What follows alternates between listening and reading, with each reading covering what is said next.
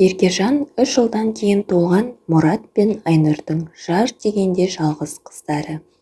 Олар ешқашан қыздарынан ештеңені аяған емес. Не сұраса да, не қаласа да тауып беруге тырысатын. Бірақ Еркежан шектен тыс еркелемеді. Ата-анасының тәрбиесін алып, салмақты да ақылды болып өсуге тырысты. Мұрат өз нәпақасын адалынан жеп жүрген азаматтардың бірі. Алыс жолдарға КамАЗ айдайды. Кейде айлап үйде болмайтын кездері де болады. Ал Айнұр емханада санитарка болып жұмыс жасайды. Ұлдары Серік пен Берік бақтовой жұмыста істесе, кенже ұлдары Ерасыл студент. Еркежан оқуда екпінді болды. Мектепішілік іс-шараларға белсене араласатын. Ата-анасы қыздарына көп үміт артатын. Білімді де білікті маман болып, өз теңін тауып кетуін тіледі. Бірақ әркімнің маңдайларына жазып қойған тағдырлары болады емес пе? Еркежан өзінен бір сынып жоғары оқитын, әрі үй арасында үй жоқ Жазирамен дос болды. Бірге сабаққа дайындалып, бірге көшеге шығып, әңгіме дүкен құрады. Жазираның 2 әпкесі күйеуге шығып кеткен.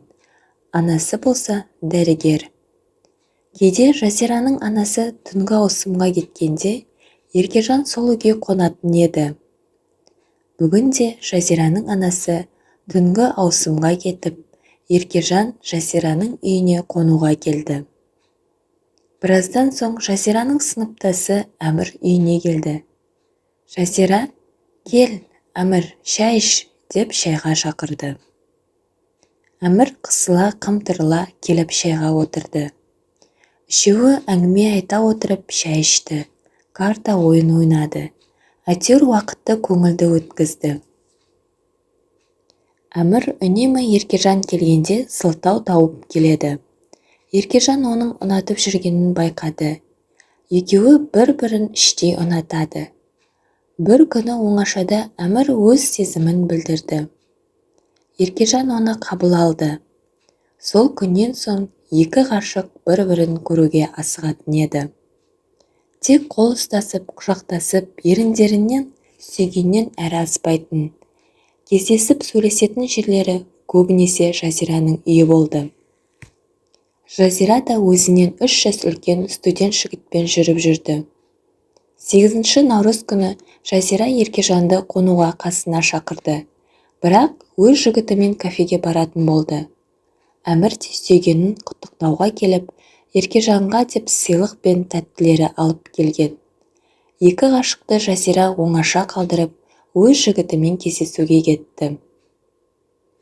Әмір, Еркежан, бүгін қызық кино таптым, бірге көрейік, біраз ұятсыз жерлері көп, деді. Мейлі, көрсек көрейік деп екеуі көре бастады.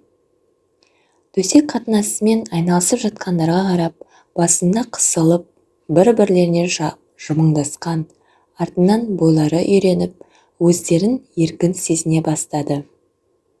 Әмір алдымен Еркежанның белінен құшақтап, сипап отырды. Бір уақытта шыдамады, екеуі де сүйсе кетті. Әмір Еркежанды диванға шалқасынан жатқызып, ернінен, тамағынан сүйе бастады.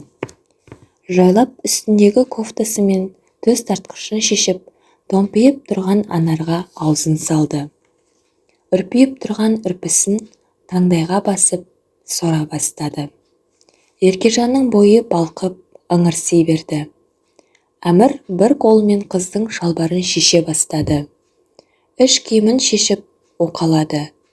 Үйде жалғыз қалғанда эротикалық киноларды көріп, аузынан суы ағып жүрген Әмір бүгін керемет сезімді бастан кешіп жатқан. Қыздың жалаңаш денесін көріп, елтіген жігіт қақиып кеткен мүшесін әкеп, қыздың күн тимесіне салып келіп жіберді. Құдды бір инемен қатты шаншып алғандай, Еркежанның асты ауырып кетті. Жан даусы шығып, ай деп айқайлап жіберді. Әмір, түш деп ернінен сора жөнелді. Қыз қатты ауырсынбас үшін шайлап ырғатыла бастады. Қыздың ауырғаны басылып, енді тәтті бір ләззат дәмін сезіне бастады. Ақыр соңында екеуі де құмарларын қандырып, шаршап шалқалай жата кетті. Осылайша екі жастың махаббаты 7 айға жалғасты. Әмір 11 сыныпты аяқтап Астана қаласына оқуға түсті. Ауылға арасында келіп тұратын. Оқуға кеткен Әмірдің махаббаты бірте-бірте суи бастады. Жан жағы толған неше түрлі қыздар.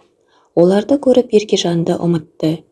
Еркежан болса, оның сөздеріне сеніп, бірге үйленіп отау құрамыз деп жоспарлап жүрген болатын. Сол үшін де бойындағы бар асылын сыйлап еді. Әмір соңғы хабарласқанда мені ұмыт, басқаны ұнаттым деген болатын. Еркежан жылап, сықтап қала берді. Ол да мектебін аяқтап Оралға грантқа оқуға түсті. Оған ата-анасы қуанды, үмітіміз ақталатын болды деп. Әкесі Оралға барып Еркежанды ауылдың оқуға түскен таныс қызымен бірге квартираға жатқызып қайтты. Еркежан енді ешкімге сенбей, оқу оқып, білікті маман болып шығуды мақсат етті.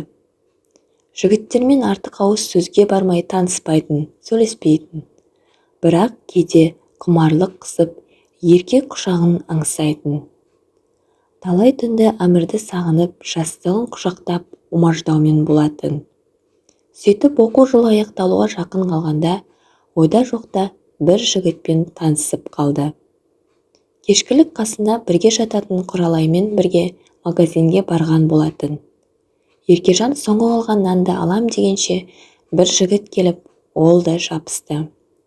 Жігіт қыздың жүзіне қарап күлімдеп, «Нанды сіз ала беріңіз, мен басқа жақтан алармын» деді.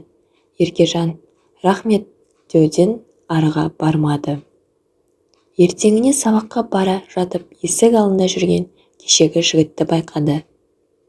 Қыз бір қарады да кете бермекші болып еді. Жігіт «Қарындас, сізбен танысуға бола ма?»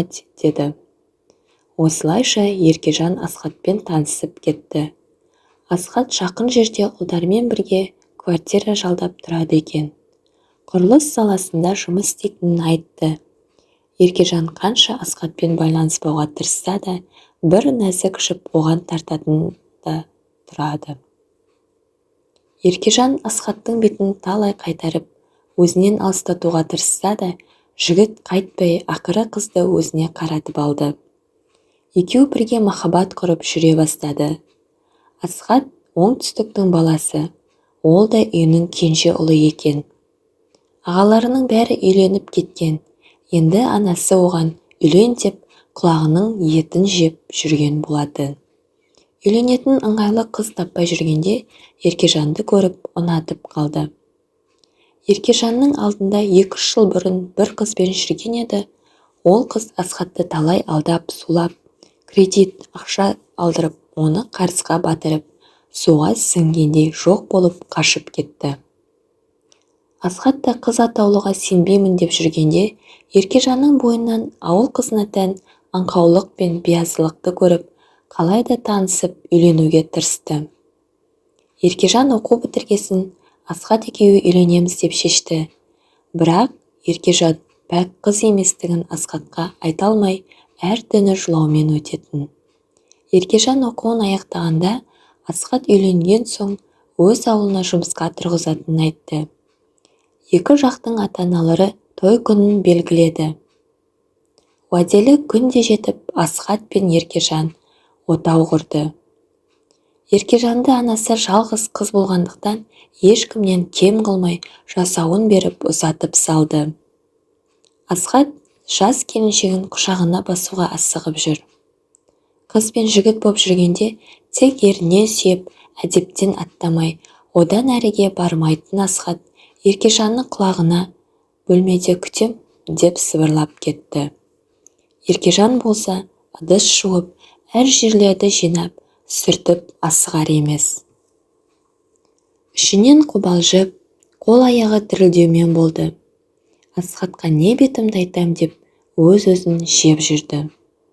Жұртқа жымиғанмен іші алай-дүлей боп жатты. Абыр-сабыр басылып, ел жатқан соң амалсыз бөлмесіне беттеді. Бөлменің жарығы сөніп тұр, тым-тырыс. Асхат оянып кетпесін деп диванның үстіне жайлап жата берген еді. Оны күтіп жатқан Асхат бас салды. Жеттім-ау ақыры, деп аймалап сүйіп өліп барады. Асхат тұра тұршы, бірдеңе айтам деген Еркежанның сөзін құлағына да ілмеді. Халатының алдын шешіп, мойнынан иіскеп сүйді. Төс тартқышын тісімен тартып көтеріп, анарының ұшын кезек-кезек сорды. Еркежан еріксіз ыңырсыды. Қанша жылдан бері еркек құшағын аңсап жүрген еді. Ішінен, кіндігінен аймалап, жайлап сүйе бастады. Іш киімін жайлап шешіп, қыздың күн тимесіне де жетті. Қызды әбден қоздырған соң, арғымақтай шабуға дайын тұрған анаусын әкеп, қыздың ыстық жеріне салды. Арғымақ оңай кіргеніне таң қалған жігіт, әбден құмары қанған соң, жанына құлап жата кетті. Екеуі де біразға дейін ентігіп жатты. Біраз үнсіздіктен соң Асхат, «Қыздың қайда?» деді. Сол кезде Еркежан жылап шындығын айтты. Үнсіз тыңдаған Асхат теріс қарап жатып қалды. Түнімен жылаған Еркежан таңды көзбен атырды. Таңға жуық көзі ілініп кеткен екен, түсінен шошып оянды. Жан жағына қараса Асхат жоқ. Апыл-ғұпыл киініп бөлмеден шыға бергенде абыста кіріп келе жатыр екен. Оңтүстің салты бойынша төсегін қараған абысына дастархан басында отырғандарға қарап басын шайқады. Еркежан енді көрді, бәрі ерте тұрып шай ішіп отыр екен. Асхат түнеріп, басы салбырап кеткен. Үнсіздікті енесі бұзды. Қарағым, қыз абыройы ең асыл қасиет. Одан ешқашан айырылмау керек. Сен сияқты бұзылған келін керек емес. Ата-анаңды шақырып, сені еліңе қайтарамын, деді. Сол күні Еркежанның жүгін буып-түйіп, ата-анасы үйлеріне алып қайтты. Анасы еңіреп жылаумен болса, әкесі ештеңе деп сөйлемеді. Үйге келгенде де Еркежанға сөйлемек түгілі бетіне де қарамады. Тек үнсіз күрсінумен болды.